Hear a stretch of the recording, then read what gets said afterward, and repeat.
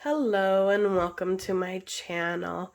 So I am doing a 6-part series in which I'm going to be testing a bunch of water-based art supplies on different papers and finding out which ones work. Now this is going to include tone paper as well as different watercolor papers and mixed media. So I'm really excited to do this series. And these are just a few of the things that are going to be covered in this series. Part 5 are the Marabu Aqua Ink watercolor ink sets, and I haven't used these too much yet, so I'm really excited to see what papers I'll be able to use for them. The papers I'm going to be testing are the black mixed media Strathmore paper, the toned gray mixed media paper, also from Strathmore. The last Strathmore one is the toned blue mixed media paper. I have Canson mixed media paper in white. For watercolor paper, there is the Faber-Castell Studio Watercolor Hot Press paper. Then for cold press, I'm going to be using the Winsor & Newton cold press paper. So how I have this set up is I'm going to try very similar things on the 3-tone papers and see how they work. Just see what the opacity is, how bright the colors are, and then on the different white papers, I'm going to be trying the blending of 2 of them together and how they interact with each other and when the paper is wet. So I'm going to tape these down to a clipboard and let's get started on the testing. For the Marabu Aqua inks, what I'm basically doing, because I don't want to dip my brush right into them, I actually have a pipetter. I used it to get all the other colors, and I'm doing just about 1/4 milliliter in some pans in a palette, and yeah, 1/4 might be a little bit too much for what I'm doing. If it is, I'll probably be doing something else with them.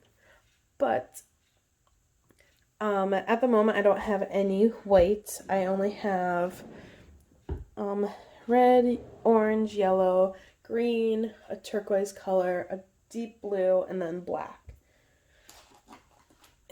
So it's a little bit more of a limited palette than some of my other color supplies that I've been using. So again, I'm going to start with the very light on the black paper and see how it turns up. Okay, looked like it was about to be pretty bright. Let's see what it's like on the other ones.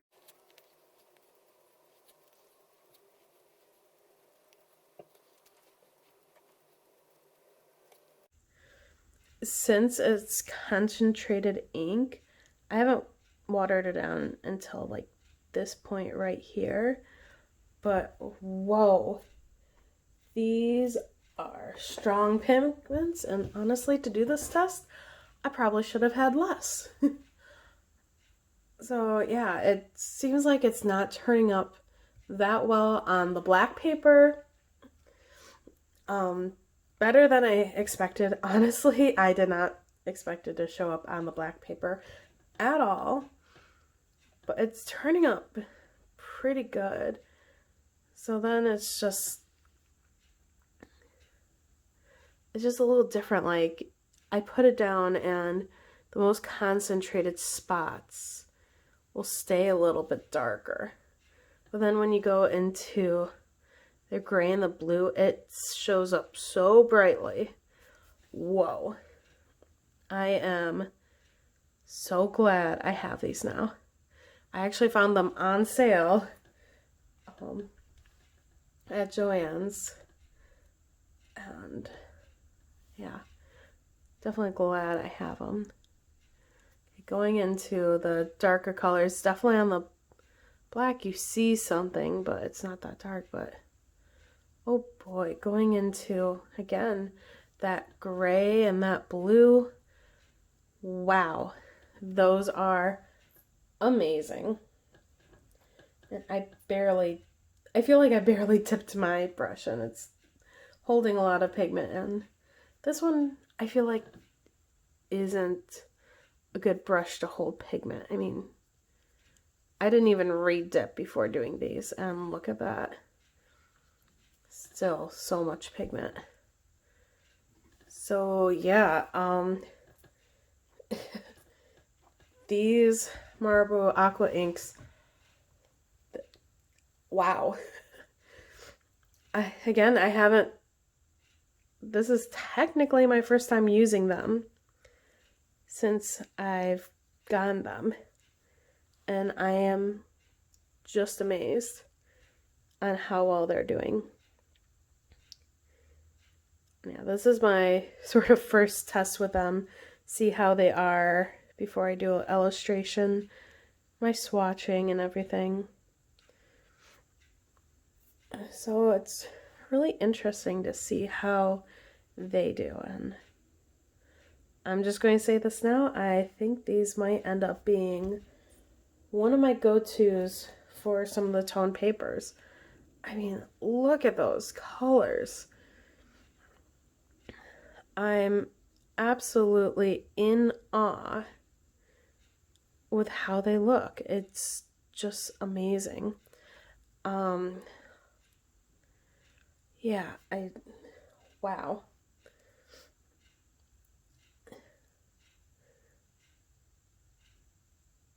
Wow, wow, wow. So many different things to test with them still that I'm hoping to do soon.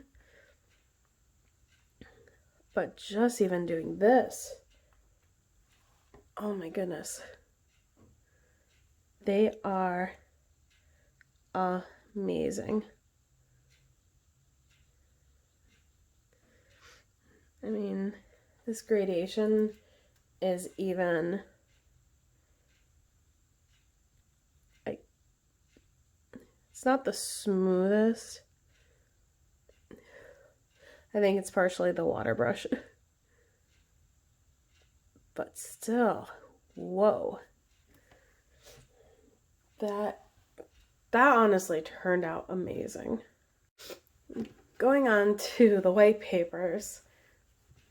Again, if you've missed my other videos in the series, there is a watercolor technique in which, to create a cool effect, where you put crayon down and then you put the paint over, and it works best with the most texture paper, which is the cold pressed.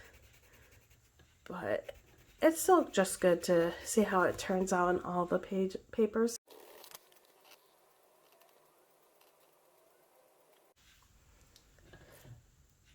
That is very interesting how it turned out. I think definitely because these are more concentrated.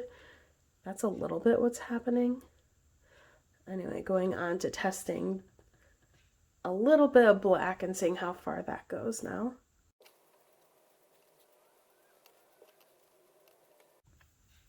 So for this top one, I accidentally added the water a little bit faster than I meant to, but I'm still sort of getting a result that's really interesting. And honestly, this looks like I added water to it, but I didn't. This bottom one I did add water to, so it'll be definitely interesting seeing how that is. Now I'm going to try seeing what a gradation looks like.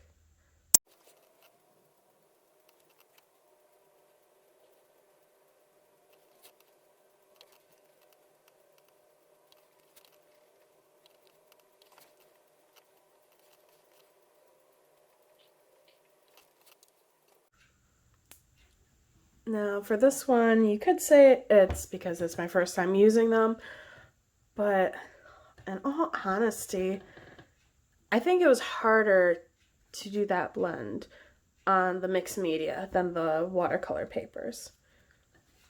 Honestly, when I got to the cold press, I sort of gave up on the yellow. I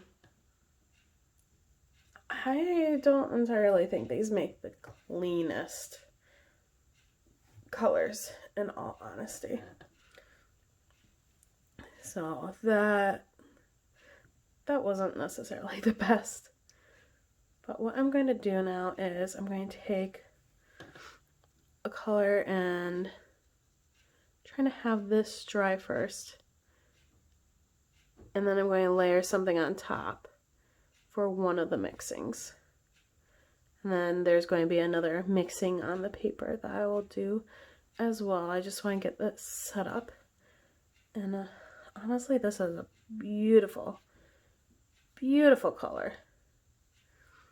I really do love that color. That's going to be a really awesome color.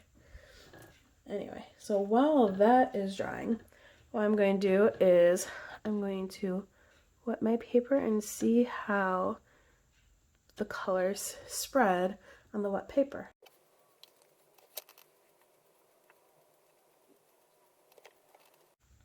Definitely being a liquid-based paint, in this respect, it just went into the water so quickly.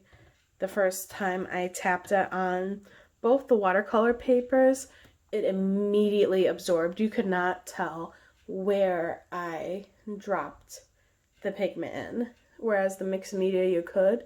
So if you wanted to where it's sort of, you can't tell where you put your brush down and had everything spread, it would be fantastic for that, especially on the watercolor papers. It worked phenomenal for that. If you still want to see the spots more where you are putting it down the mixed media more, and when I added a second color, the water started to become saturated, and that's when the pigments were staying more in an area. So if you want a very light wash and you can't tell where anything is, have the watercolor papers and be very precise where you put things, because once it gets to a certain amount of pigments in the water, then you're starting to see where I put down like these teal colors. So that is something I honestly did not expect. But oh wow, it's very interesting to test this test this type of pigment on these papers. Now I'm going to go to the mixing on the paper and seeing how that goes.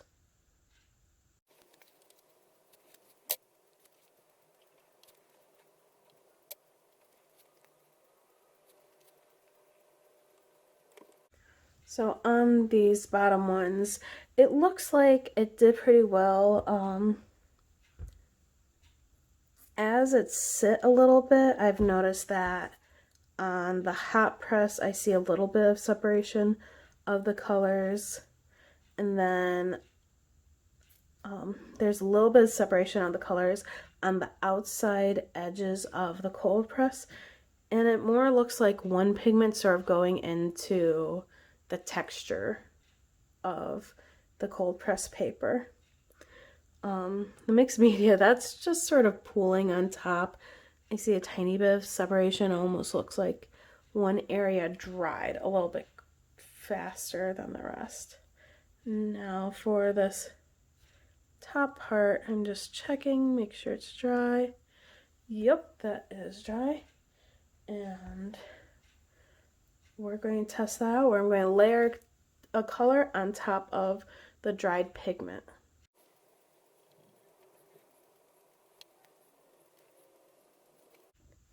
So I did double check and make sure that this pigment was dry before I started laying on the other one, and from what I could see, it didn't look like the pigment reactivated on the cold press and the hot press, but on the mixed media, it reactivated. So if you're wanting to do a layering, definitely have that watercolor paper. Make sure it's dry. It might have reactivated at the end a tiny bit on the cold press, but it did not at all on the hot press. And you can even see that there's slightly different color that got mixed. I'm going to try to bring it up a little closer to the camera. So definitely it looks a little bit more green on this hot press paper versus it's a little bit more blue on the cold press. So I definitely have a piece of paper and test your mixing, because it looks like it's going to be very different on the hot press and cold press. And as things are drying, definitely seeing a lot of the texture coming through on the cold pressed. And then the hot press is very smooth, but the paper in general is a little bit smoother. As they have dried, the pigments on the blue toned and the gray toned have also toned down a little bit. They're not as bright and vibrant, I feel like, as they were when I first started laying them down. And on the black, they're just sort of a little glow now. Like, yeah, it is showing up. There's a little green glow here, a blue glow, a little bit orange glow right there. So definitely these are not going to be ones for black unless you just wanted a tiny hint of a color. But I say definitely gray toned paper, blue toned paper. They're going to be nice depending on what you're looking for. You might have to layer them to get the effect you want. It really is going to depend on the piece you're doing. As for the white paper, I would say stay away from the mixed media because, for the most part, I did not like working on them with the mixed media.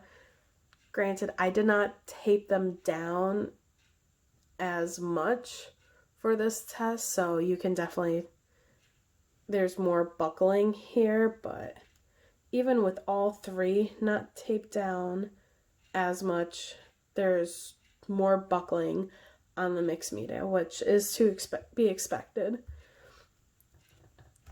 But I can see that getting to a point where it's not going to handle it because you're starting off with a liquid, adding more liquid.